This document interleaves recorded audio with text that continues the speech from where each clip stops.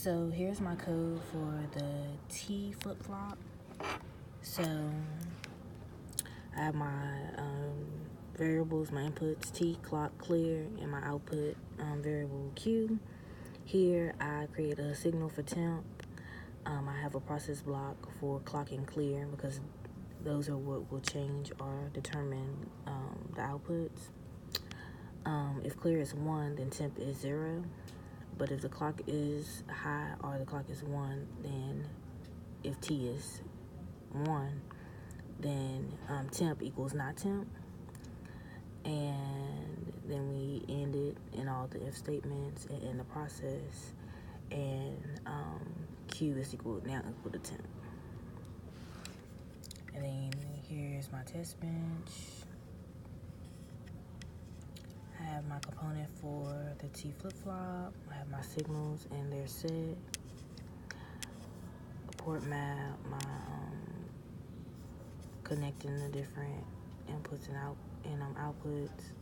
I have my clock process block, and I have my stimulation process block.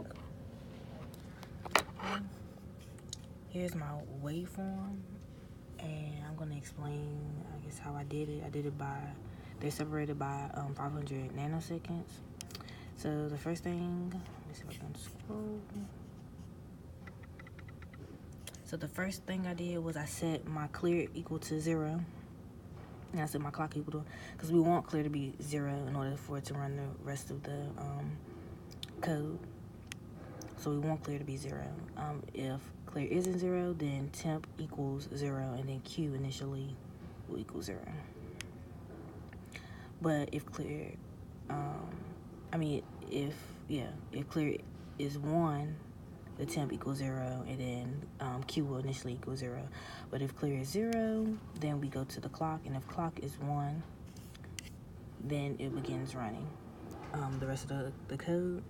So for this one, I said for the first 500 nanoseconds that I ran, I set T equal to 0 and ran it. And so this is the result of the first 500 nanoseconds.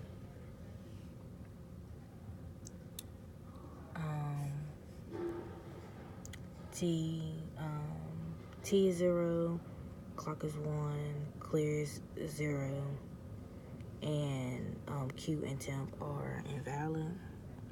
So then I set T to 1, and so for the next 500 nanoseconds, so from 500 to 100, T was 1, clock was 1, clear was 0, and then Q and temp still are invalid.